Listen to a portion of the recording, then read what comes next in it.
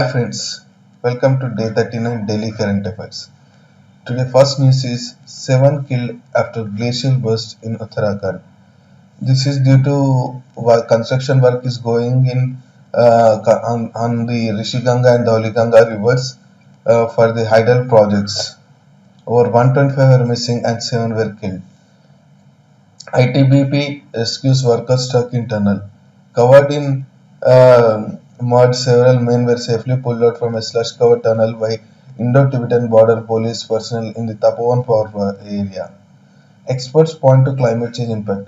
Environmental experts have attributed the Nanda Devi glacial melt to global warming. Glacial retreat and permafrost thaw decrease the stability of mountain slopes.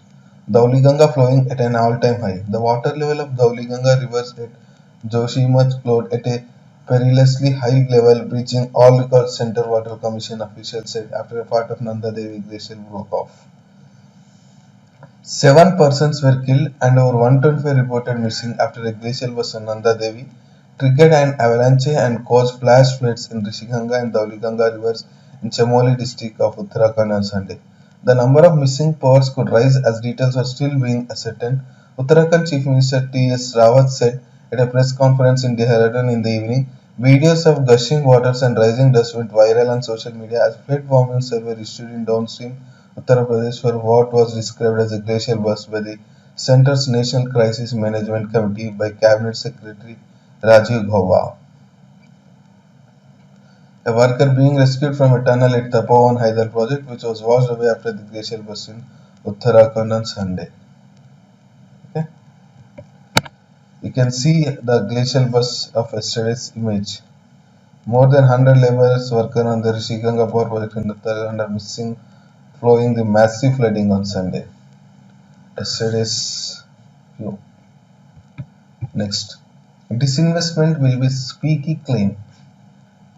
This was said by Kanta Pandey, DIPAM secretary. DIPAM comes under finance ministry. This is works for the disinvestments.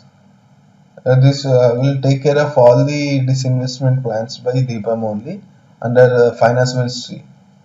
The government will adopt a squeaky clean process for the privatization of public sector enterprises as per the new policy unveiled in the budget, said Tuhin Kanta Pandey, the top finance ministry officials entrusted with steering the disinvestment process. For the first time after 2004, you will have a set of privatizations starting with Air India and BBCL as the large ones. We are very clear this has to be squeaky clean process so that no one can question its credibility. Mr. Pandey told the Hindu on the execution plan for the disinvestment policy that envisages the government exiting a large chunk of 439 central public sector enterprises in the country. Okay. Next. Finance Ministry Sitaraman saying that selling family silver is a lazy allegation. Means opposition parties are saying that you are selling all the family assets like selling the family silver. But Sitaraman saying that it is a lazy allegation. All previous governments have also done disinvestment. Finance Minister Nirmala Sitharaman on Sunday rejected the opposition's charge of selling family assets to the budget stress on privatization, terming it a lazy allegation. All the previous governments have done disinvestment in the past, and the Narendra Modi regime has formulated a clear policy on which companies that ought to be disinvested and strategic sectors that are not to be touched rather than doing one company sell off at a time, she said. Okay. Next, government may hike Narega spend if need arises. Minister says welfare for poor is key. This was said by Anurag Singh Thakur, Minister of State Finance. The government will not hesitate to increase the spend under the Mahatma Gandhi National Rural Employment Guarantee Act program if the need arises in the future. The ministry emphasized that the centre had taken steps in the past in the interest of poor and vulnerable rural population. Taking on the criticism by the Congress on the lowering of Narega expenditure in the budget for 2021-22, the minister said this government had been increasing expenditure unlike them who would cut the revised estimate stage. Giving an example, he said that against the budget estimated of 60,000 crores in 1920, the spending was raised to 71,000 crore under Narega, as there was an increase in demand. In the current fiscal, it has been raised massively from 61,500 crores to 1,11,500 crore to create additional jobs in the rural areas for those who had lost employment due to the outbreak of COVID-19 pandemic. Okay.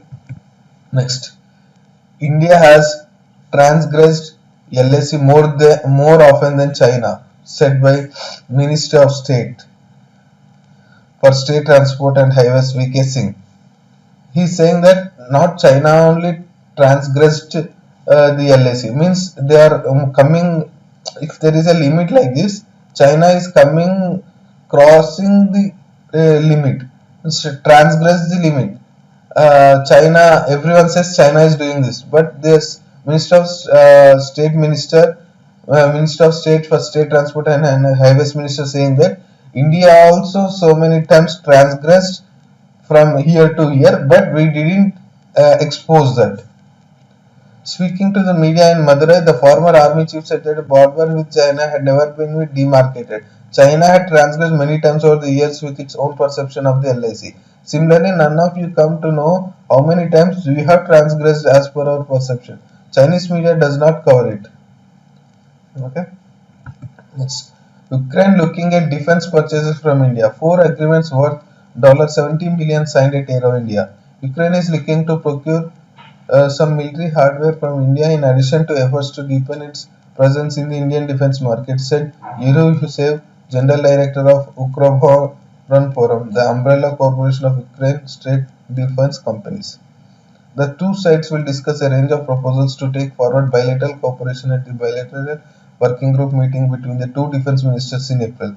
The Ukraine delegation for this would be led by the deputy defense ministers. Okay. These are the last news for today. US must lift curbs before Iran rejoins nuclear deal, Khamenei, said by Khamenei. Biden refuses to halt sanctions till Tehran meets commitments. Iran Supreme Leader Ayatollah Ali Khamenei said on Sunday the US must completely lift sanctions first, followed by verification by Tehran before the Islamic Republic returns its nuclear deal commitments. If they want Iran to return to its commitments, America must completely lift sanctions and not just in words or on paper, Mr. Khamenei said in the televised speech. They must be lifted in action and then we will verify and see if they have been properly lifted and then returned, he added. The 2015 landmark deal has been hanging by the thread since former US President Donald Trump's decision to withdraw from it in 2018 and reimpose sanctions on Tehran. Tehran, a year later, suspended its compliance with most key nuclear commitments to the deal. Mr. Biden said he won't lift sanctions against Iran as long as the Islamic Republic is not adhering to its nuclear deal commitments. Okay. Arab world's first probe nears Mars. This was sent in, I think, in June in last year. It's now reaching. The first Arab planetary mission is expected to reach Mars orbit on Tuesday in what is considered the most critical part of the journey to unravel the secrets of weather on the red planet. The unmanned space probe named Al-Amal, Arabic for Hope, blasted off from Japan last year, marking the next step in the UAE ambitious space program. The UAE has plans to launch an unmanned rover to the moon by 2024 and is also eyeing future mining projects beyond Earth as well as space tourism. These are today's daily news and current affairs. Thanks for watching. We'll meet again in tomorrow daily news and current affairs. Please comment, subscribe and share.